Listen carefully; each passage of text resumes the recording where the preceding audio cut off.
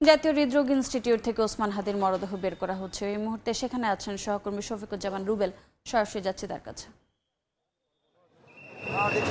লাইভে ঢুকেন। যে ইনকিলাব মঞ্চের মুখপাত্র শরীফ ওসমান হাদির মৃতদেহ এই মুহূর্তে জাতীয় হৃদরোগ ইনস্টিটিউট থেকে তার হিমাগার থেকে মূলত তার মরদেহটি অ্যাম্বুলেন্স যোগে বের করার প্রস্তুতি চলতেছে। আপনারা দেখতেই পাচ্ছেন যে এখান থেকে মূলত আমরা জানি দুপুর 2টা বাজে তার জানাজা অনুষ্ঠিত হবে মানিক মিয়া অ্যাভিনিউয়ে।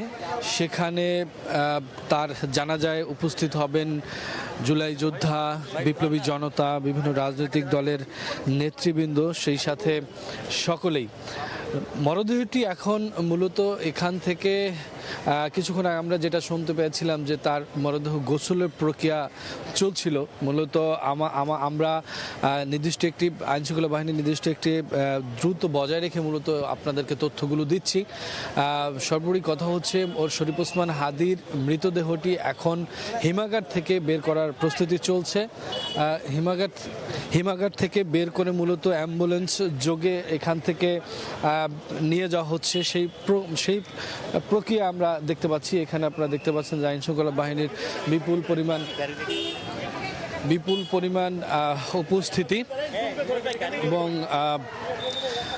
সকলেই আসলে এখানে যারা শরীফ ওসমান হাদির যারা সহযোদ্ধা, বিপ্লবী জনতা, তারা কিন্তু শোকাহত এবং সেই সাথে পুরো দেশ শোকাহত এবং সকলেই শরীফ ওসমান হাদিকে ধারণ করতে চান, সেটি তারা বলছেন। আপনারা দেখতেই পাচ্ছেন যে তাকে বহন করা, তার মৃতদেহ বহন করা অ্যাম্বুলেন্সটি মূলত এই হসপিটালের যে হিমাগার, সেই হিমাগার থেকে বের হচ্ছে। এই অ্যাম্বুলেন্সটি মূলত এখান থেকে মানিক মিয়া অ্যাভিনিউ তার যেই জানাজার জায়গা নির্ধারণ করা হয়েছে দুপুর 2টায়, সেই দিকেই মূলত যাবে। এখন পর্যন্ত আমরা জানি মূলত শরীফ ওসমান হাদি, যিনি বিপ্লবের প্রতীক, তার নিথর দেহ সেটি কিন্তু এখন সকল মানুষের কাছে মূলত একটি বিপ্লবী চেতনা হিসেবে রূপ নিয়েছে। শরীফ ওসমান হাদি তিনি 12 তারিখের শুক্রবার জুমা নামাজের পরেই মূলত তার নির্বাচনী প্রচারণার জন্য রাস্তায় বের হলে পল্টন এলাকায় তাকে সন্ত্রাসীরা গুলি করে পালিয়ে যায়। তারপরে সেখান থেকে তিনি ঢাকা মেডিকেলের জরুরি বিভাগে চিকিৎসার জন্য নিয়ে যাওয়া হয়। সেখান থেকে এভার কেয়ার অস্ত্রোপচার হয়। এভার কেয়ার থেকে উন্নত চিকিৎসার জন্য তাকে সিঙ্গাপুর নেওয়া হয়। সেখানে জেনারেল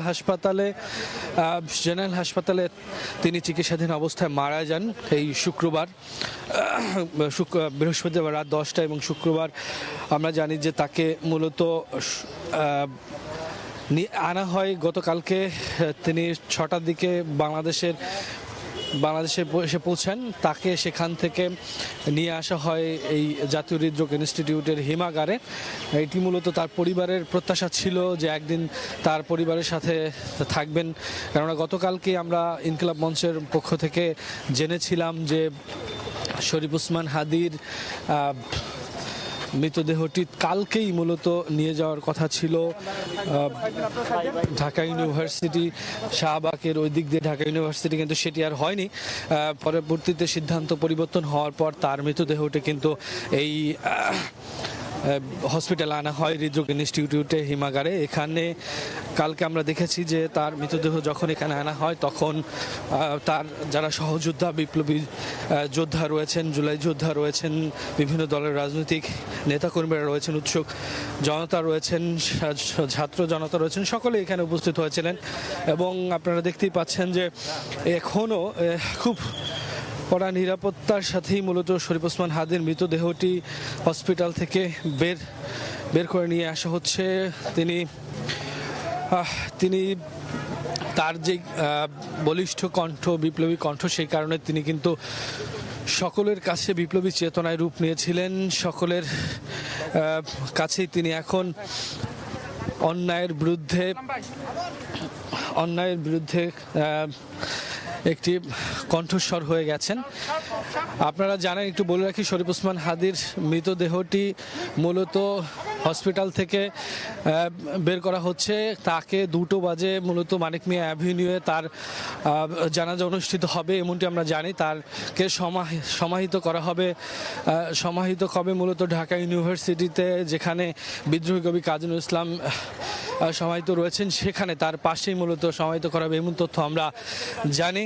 কেননা তার পরিবারের ইচ্ছা সেখানে তাকে সমাহিত করা হোক। এবং আপনারা জানেন সম্প্রতি কাজী নজরুল ইসলামের যে বিদ্রোহী কবিতা রয়েছে সেটির যেই আবৃত্তি, সেই আবৃত্তির মধ্য দিয়ে শরীফ ওসমান হাদী কিন্তু আরও বেশি সমাদৃত হয়ে গেছেন।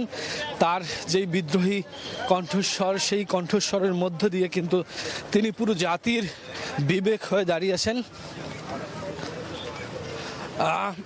শরীফ ওসমান হাদীকে মূলত এই মুহূর্তে আপনারা দেখতে পাচ্ছেন যে হসপিটাল হৃদরোগ, জাতীয় হৃদরোগ ইনস্টিটিউট থেকে তার মৃতদেহ বহনকারী অ্যাম্বুলেন্সটি মূলত বের হচ্ছে। ধীরে ধীরে তারা এগুচ্ছে। মূলত এই মুহূর্তে আমরা যেমনি দেখতে পাচ্ছি যে এই চিনমৈত্রী সম্মেলন কেন্দ্রের দিকে মূলত এগুচ্ছে। আমরা জানি যে তার মৃতদেহটি এখান থেকে তার যে দুপুরে মূলত জানাজা হওয়ার কথা মানিক মিয়া অ্যাভিনিউতে, সেখানে নিয়ে যাওয়ার প্রক্রিয়া চলছে। এখন আপনারা দেখতে পাচ্ছেন যে পুরো এখানে যারা সেনাবাহিনী রয়েছেন, আইনশৃঙ্খলা বাহিনী রয়েছেন, তাদের নিবিড় তত্ত্বাবধানে মূলত নিয়ে যাওয়া হচ্ছে। তার মৃতদেহটি মূলত এই মর্গে নিয়ে যাওয়া হচ্ছে ফরেন্সিক মেডিসিন বিভাগ, শহীদ সোহরাওয়ার্দী মেডিকেল কলেজে, সেখানে মূলত নিয়ে যাওয়া হচ্ছে। আর আপনারা জানেন যে দুপুর 2টা বাজে মূলত তার জানাজা অনুষ্ঠিত হবে। আপনারা দেখতে পাচ্ছেন যে শরীফ ওসমান হাদী তিনি তার নিথর দেহ, সেটি কিন্তু তার বহনকারী লাশ এখন মর্গে আনা হচ্ছে হৃদরোগ ইনস্টিটিউট থেকে। সেটা কিন্তু সোহরাওয়ার্দী মেডিকেলের মর্গে ফরেন্সিক ডিপার্টমেন্টে মূলত এই মৃতদেহটি আনা হচ্ছে।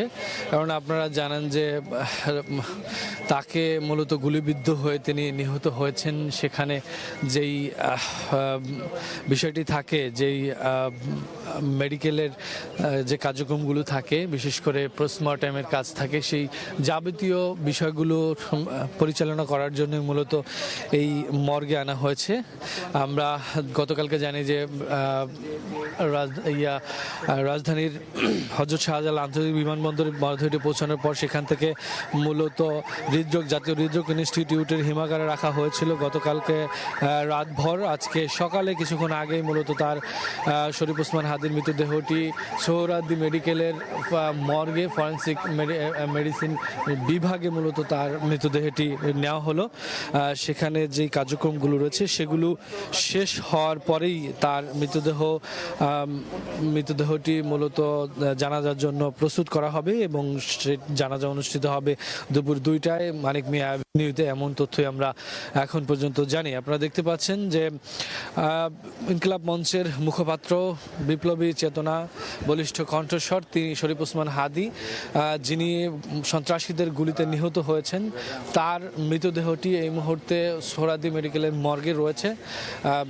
আপনারা জানেন যে সন্ত্রাসীরা তাকে তার চোয়াল বরাবর গুলি করেছিল, যে গুলিটি তার ভেতরে প্রবেশ করার পর, চোয়ালে প্রবেশ করার পর তিনি মারাত্মকভাবে জখম হন।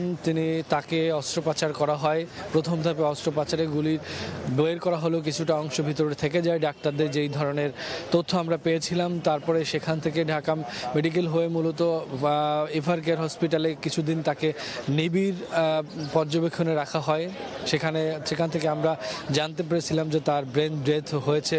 তারপরে মূলত ধীরে ধীরে তার অবস্থা অবনতি হলে তাকে উন্নত চিকিৎসার জন্য সিঙ্গাপুরে নেওয়া হয়। সিঙ্গাপুর জেনারেল হাসপাতালে নেওয়ার পরে তাকে যখন অস্ত্রোপচার করা হয় তখনই কিন্তু তিনি মৃত্যুবরণ করেন চিকিৎসাধীন অবস্থায়। এমন তথ্যই মূলত আমরা জানি। তিনি মারা যাওয়ার পরে তার একদিন পরেই মূলত ভোরবেলায় তিনি রাত 10:45 মারা যান। পরদিনই আমরা জানতে পেরেছি যে তাকে আনার প্রস্তুতি চলছে এবং পরদিন বিকেলে মূলত সন্ধ্যা 6টার দিকে তার মৃতদেহ গতকালকে বাংলাদেশে এসে পৌঁছায়। সেখান থেকে তা একদিন পর আজকে মূলত তার মৃতদেহ দাফনের জন্য প্রস্তুত করা হবে এবং সেইটি আমরা জানি। আজকে গতকালকে তাকে রাখা হয়েছিল হৃদরোগ ইনস্টিটিউটের হিমাগারে এবং সেখান থেকে তার লাশ বা মৃতদেহ পোস্টমর্টমের জন্য এখন সোহরাওয়ার্দী মেডিকেলের ফরেনসিক মেডিসিন ডিপার্টমেন্টে আনা হয়েছে। আমরা যেমনটি আপনাদেরকে দেখিয়েছিলাম কিছুক্ষণ আগে, মূলত